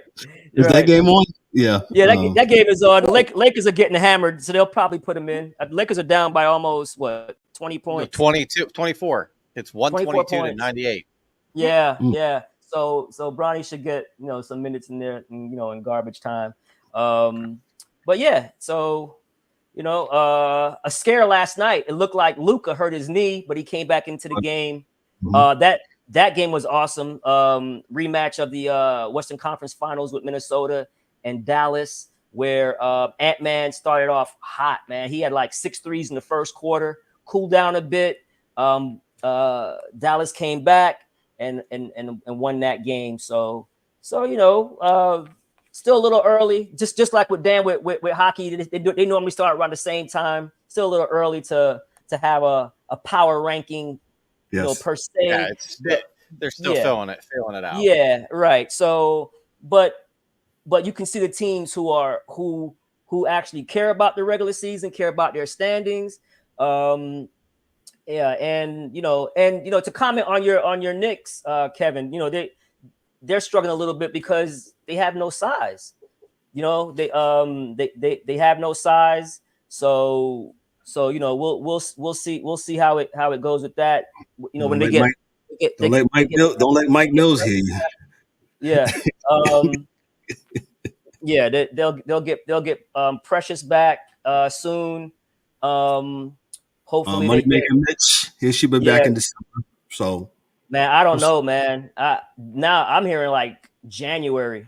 Really? Yeah, for Mitch, man. Like he's just a big dude, man, and he's always having these leg injuries, man.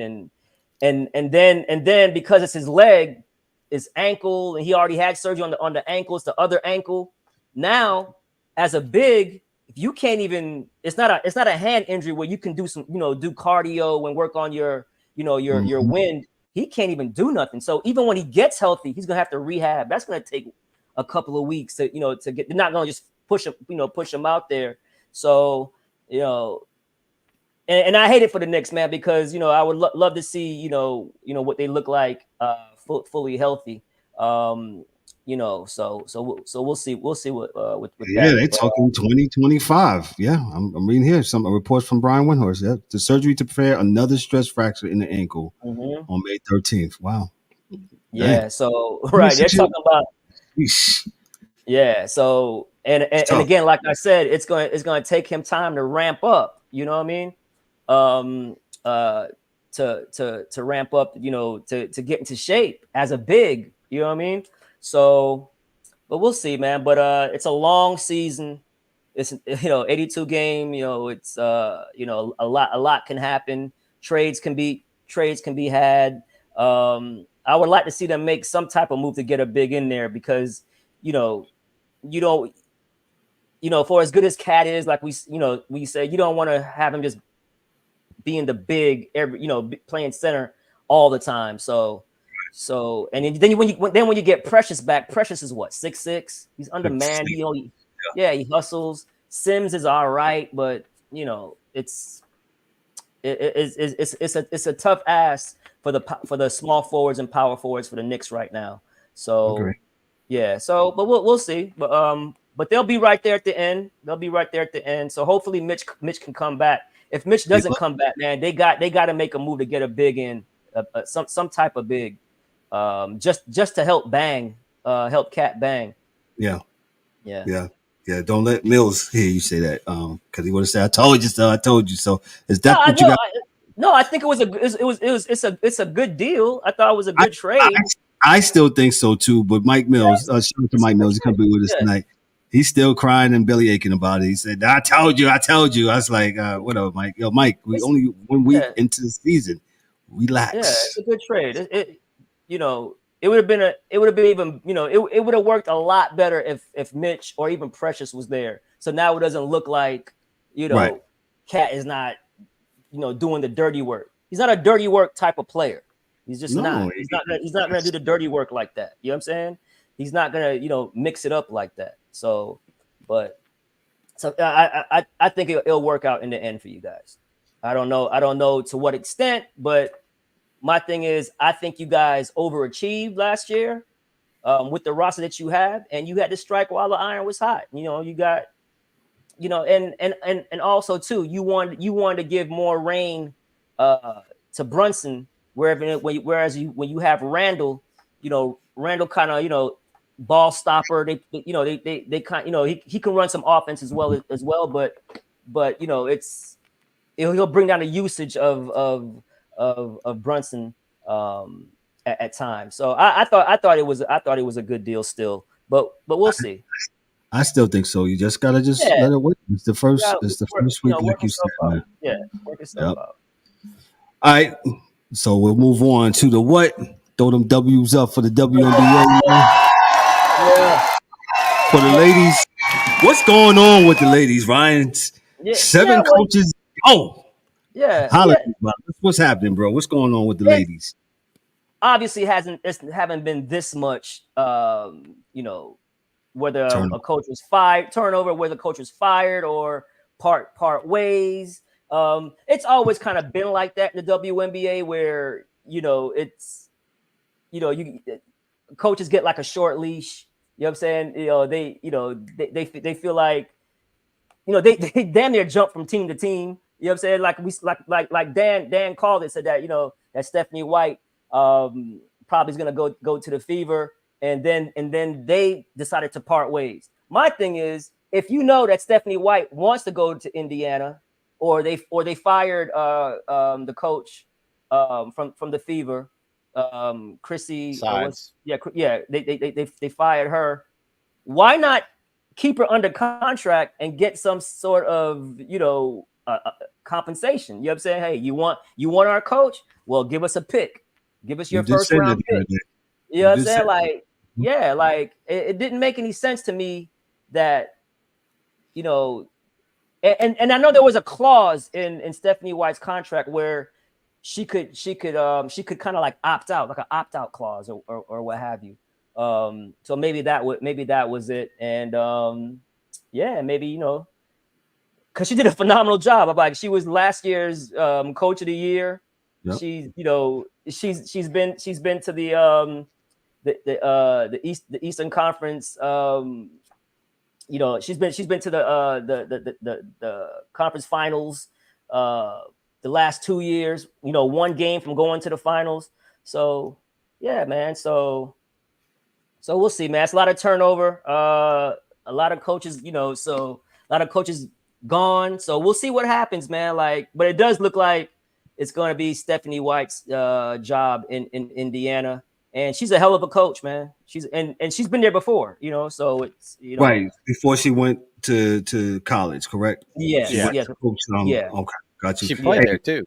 She played there. She coached there, and then and the college ranks went and pooched her out, and gave her a nice contract. You know what I'm saying? So you would think years ago they weren't making as much as college coaches. So but yeah, man. But hey, if you have a chance to coach an Aaliyah Boston, a Caitlin Clark, you got to take that advantage, because for as good as Connecticut is, they are getting old. Alyssa Thomas is up there. Bonner. Bonner. Bonner's been in the league for a long time. Bonner won championships with Taurasi and Brittany Griner in Phoenix back in the day. So she's and I want to say she's like top 3 in scoring or something like that. So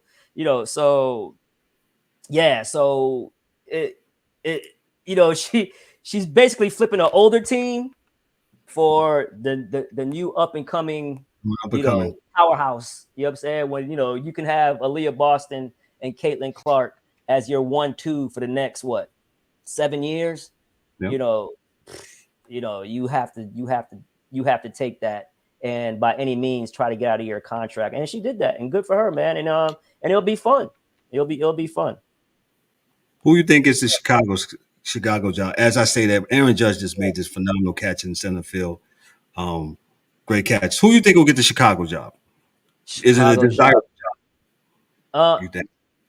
Nah, I mean, yeah, it's a desired job. You're talking about having those two rookies in Camilla and Angel. That's a desired job. Okay.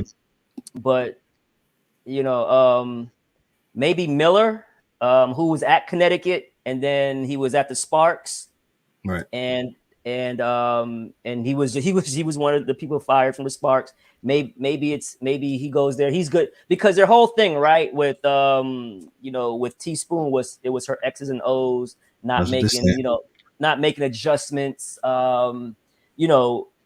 Great coach when it comes to players coach.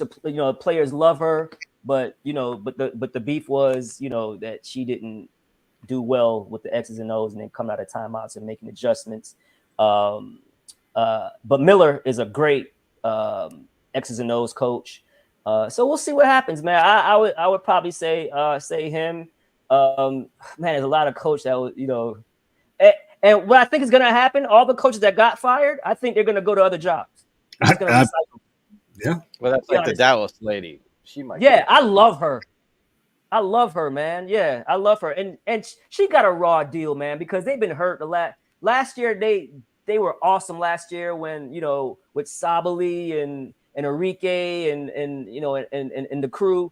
And they were just so banged up, man. So I was hoping they gave her another shot, man. So because I love her as a coach. So, and even the Atlanta coach too. I like her as a coach as well. And so I think they're just gonna retread them, and they'll just pick right. and go from there. Ain't no hot shot in the college rankings or whatever or another at this point. Not that I know of, man. Because the college game is just like such a great place right now. So it's a WNBA, but the college, you get a good college job, man. You can. Dawn's not leaving South Carolina. Yeah, right. Yeah. That would be one of the ones that would probably make it good. And trust me, if Dawn's gonna leave South Carolina, she ain't leaving for the WNBA. Dawn thinks big. She's leaving for the NBA. That's just how she thinks. Like if I'm gonna leave South Carolina, I'm gonna make it worth my while. You know what I mean? Right. So yeah. That's a good point. Good point. Yeah. So yeah, because I mean. Dawn is, Dawn Staley now is, she's in the likes of Gino, right? She's in the likes what's my girl from Tennessee? Tennessee. I'm talking about. Oh my goodness, yes, of course, man. Yeah, all time great, man. God bless the. I think she. What's her name? Oh my goodness. Yeah. Shame on us. Yeah, shame on us for real, man. Kim only name that comes to mind is Pat Summit. Pat Summit. That's who it is. Oh yeah.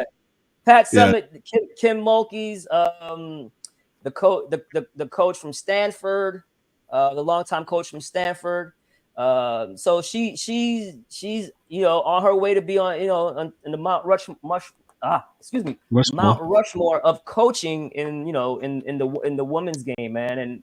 And Dawn, man, is Dawn has everything, man. She has the positives of being a player, right? Being an ex-player. The positive that she can coach as far as X's and O's. She's great at X's and O's. Good motivator, right? She's motherly, right? She, all her former players always said it's like having a mother away from home, you know what I mean? So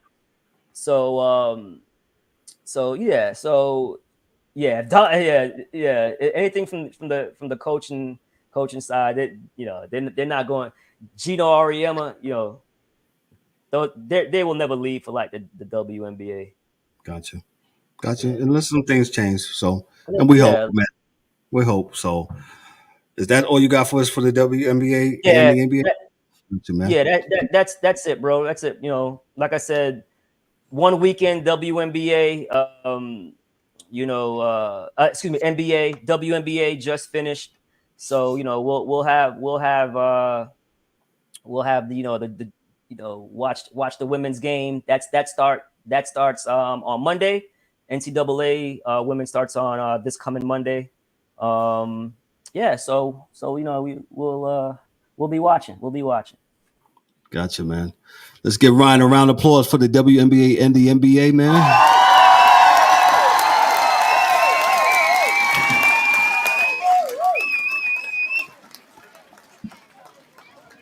Yeah. Yep. That was a long one, man. Hey, shout out to the guys tonight. DA had the dip, man. D-Dubs couldn't be with us tonight. Mike Mills could not be with us tonight. Those guys were in the comments. Mike Mills couldn't be with us tonight, man. But I appreciate the guys, man. Anytime we need to, adjust our schedule, we do. We want to be here for all you guys out there. Hey, shout out to all of those in the comments. I know, what's funny? I know that we're making some traction and doing some things when the spammers are in the Twitch and in the Facebook. Korea. So shout out to them too, man. What's up? What's going on, man? Part shots. We're going to get out of here because I want to watch the game. I'll give it to, Dan. What you got for us, hockey dude? Nothing heavy. Like you said, we missed the fellas tonight. They couldn't be here. One thing I did want to mention, I knew or something I wanted to touch on. Nothing real big, but the Professional Women's Hockey League, they have the 6 teams. They're looking to expand by 2 over the next couple of months, I believe. I believe Detroit and Pittsburgh are potential candidates, and Washington, D.C. and Philly. Okay. Chicago and Denver are also possible options. I guess they're looking into marketing, if they can, thrive in those markets. But when does the season start, and do they have a television contract yet? To be honest, I don't know. Okay. When they start. Okay. We'll find out. I know me and you were talking about it a little bit, and looks like they were streaming some of them games on their app or whatever. Yeah. I think weren't they on YouTube? They were on YouTube, I believe. Yeah. Something like that. You could watch them on YouTube live. Yeah. But nothing real heavy. Waiting to see what happens with the rest of this game. See who they bring out in LA for Game 6. Ooh, Game 6. I'm looking forward to maybe Dre. We'll see. Yep. Ryan, what you got for us before we leave? Nah, man. Shout out to all the fellas. Good show.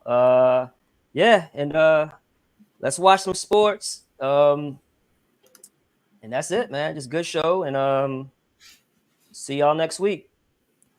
Yep. Listen, nothing heavy. Don't miss the Monday Night Blitz as we talk about college football. Yo, shout out to the deer. I thought that was really a good segment when he talked about, some of the college football games to watch. Awesome. That was awesome. It looks like there's a bunch of games that, we should be paying attention to this weekend. So definitely do that. I don't have anything heavy. Hey, good show as always. Go ahead, Dan. What you had, sir? No, I was just going to say, it just popped in my head. Shout out to the Lady Panthers, the Pitt volleyball team. Still the number 1 ranked volleyball team in the country. Oh, nice. Yeah, damn. Pitt is doing it. The football team and the lady. I knew I wore the hat for a reason. I couldn't really. Because they beat the piss out of Syracuse. It's football. Last Thursday, that was and Syracuse is good this year, man. But Pitt is better, man. Pitt is 7-0. Again, nothing heavy for me. Hey, make sure you check us out on Monday night. Make sure you check us out. We got a couple of interviews coming up with some notable people in the world of sports. So make sure you click, and subscribe to the channel. Make sure on the podcasting side, any podcast platform, you hit us up and get the notifications there. Give us that 5-star review. Trying to see anything else. Don't have anything else. Hey, enjoy sports weekend. I'm going to enjoy the Yankees. Yankees hopefully can hang on to this 5-0 lead.